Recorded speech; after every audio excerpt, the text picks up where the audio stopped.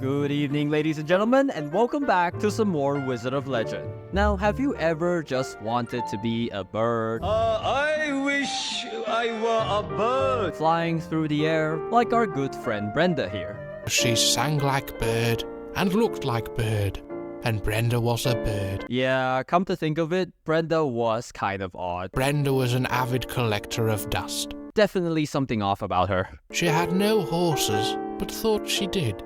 Today, we'll be doing basically what we did in the fire-only video, only this time it's, well, air. That being said, our starting relic will be Neves' Quartz that provides us a nice evade bonus and allows us to slow enemies with our attacks. Our cloak of choice is the Avarice this time, and we'll be running the three following builds: Arrow, Rebound, and Tornado. So now we ask the age-old question, can you beat Wizard of Legend using air only?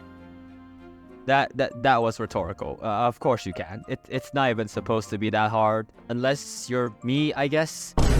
Also, I just really wanted to say that it sounded really cool and animated, and I just thought it was really sick. Oh, shut up. Starting us off with the Arrow build, this time around we actually managed to get no elemental handicap. So needless to say, I had a pretty good feeling going into this run. After a good while finally getting Neves' Quartz to activate and having the antiquated tabby that we have gotten much earlier in the run gives us a pretty decent evade chance to work with. Now, theoretically speaking, you are able to achieve 100% evade chance in the game, which does mean that, well, basically nothing can kill you anymore, except falling into pits, I guess. But at last, we are far from reaching that greatness in this run.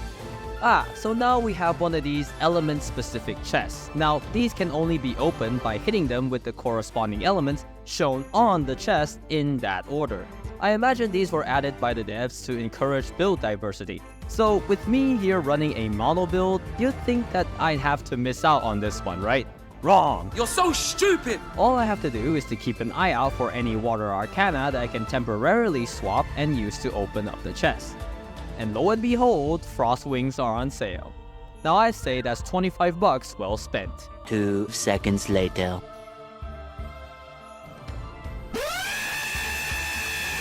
Moving on. Oh look, it's the Pinata. Hopefully we can get past this DPS check and... Monday left me broken. Tuesday. Look, I know it's just 25 coins, but man, really? The fight against Freya was pretty tight, I guess. I mean, at this point, I've already gotten pretty strong with all of the Arcana and Relics, so it should be...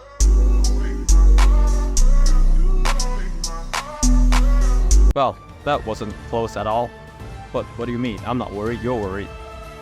Now onto the fight with Sura, and I guess at this point it's as great of a time as any to tell you guys that the Arrow build that we're using, and well, Air Arcana in general, while having great range and are usually pretty fast to cast, deal very little damage.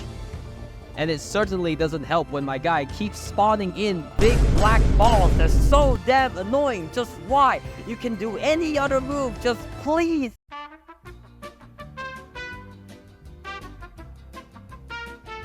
And now we return to our originally scheduled program. Now using the Rebound build, I'm not gonna lie, after the abhorrent lack of damage from the previous run, it had me pretty nervous going into this one, to say the least. But thank the high heavens since we happened to find Rudra's Pinwheel. Now this, along with a few, are relics that are as simple as they come, boosting our damage output of a particular element by 12%. Now that might not seem like a lot, but it really does add up, especially when an attack hits multiple times. Like in the case of Marsh Thunder, our starting standard spell for this build. Like its name implies, it's surprisingly really good at, well, stunning marshes on enemies, I guess. Bad jokes aside, this Arcana does a real impressive job at stopping enemies, being able to hold them in place for several seconds while dealing damage with each passing breeze. Now, Curse Relics are always fun to play around with, and the Alchemist Stone is no exception, having great synergy with our Pale White Cloak, so that we can get even more Chaos Gems to turn into gold. This combo ensures that we'll be nothing less than absolutely balling straight up. Some people might say power comes at a price, but in this run it might as well be the very opposite, since we also happen to get the Pewter Bracelet, which is supposed to turn every single Chaos Gem we pick up into a percentage of additional damage. Now, having Chaos Gems becoming a source of more gold and attack power? Yeah, not happening unfortunately. Now, I'm not sure if the devs thought it would be too OP, or what's more likely is that the code of the first relic overrides the second. So, in this case, we still do get more gold, but no damage boost sadly. While we're still on the topic of cursed relics, Nox's Heavenly Boost is definitely also a great pairing with our build here. Excluding some relics that gives us a 100% evade chance temporarily after certain conditions are met, these green stompers gives the single highest unconditional percentage chance of evasion, meaning with our activated needs course it puts us well into the 60%, which definitely did come in handy with our fight against Zoro. With our increased damage and pretty reliable dodge chance made this fight relatively simple, especially when it comes to the increased evasion, which managed to land us some pretty clutch dodges where we would have been pushed, pulled, or frozen otherwise. Overall, this run turned out way better than I expected. Finally, we come to the Tornado build. So, for summary purposes, the Arrow build gave us great reach, the rebound setup was good for pushing enemies around, and now for this one, the Arcana I chose specifically gave us a full 360 degree coverage when we attack. This makes it so that we can hit our enemies no matter which direction we happen to be facing. Now this is very useful for avoiding getting backshot. Pause.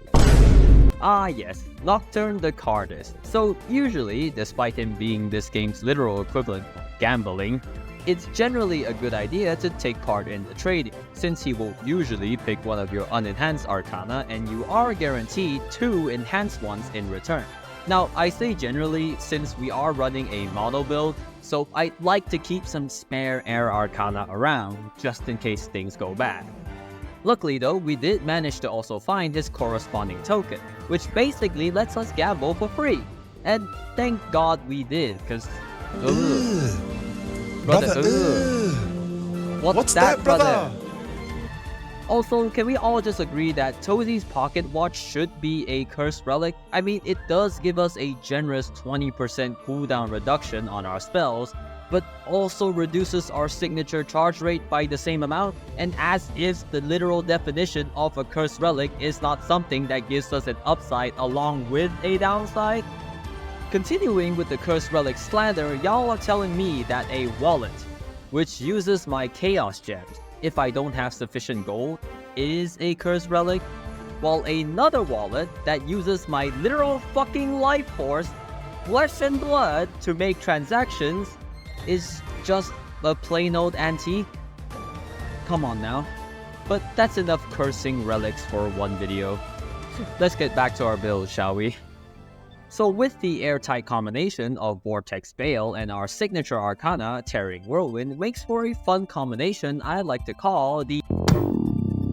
which I will now demonstrate on these unassuming, unaware, totally innocent slime, which just happened to be black. And yep, straight into slime jelly, or should I say slime jam. Looks like it's quite effective on common enemies. Now, I wonder how the Big Bad himself faces against such a move, and... yeah, that's about what I expected. A very nice and balanced build in my opinion. Hey yo, welcome to the end, and yeah, I guess we're making a series now. And on top of that, after each of the elements got their respective video, I do have some more content ideas for Wizard of Legend. So let's just say the game is gonna stick around for a good while. Oh, and I guess some behind the scenes stuff is, well, for the Tornado build, I actually failed at this first stage. And yeah, obviously that's not gonna make the cut, so I ran it back. And for the second attempt, I did manage to get to the third stage, and it was a pretty entertaining run, all things considered.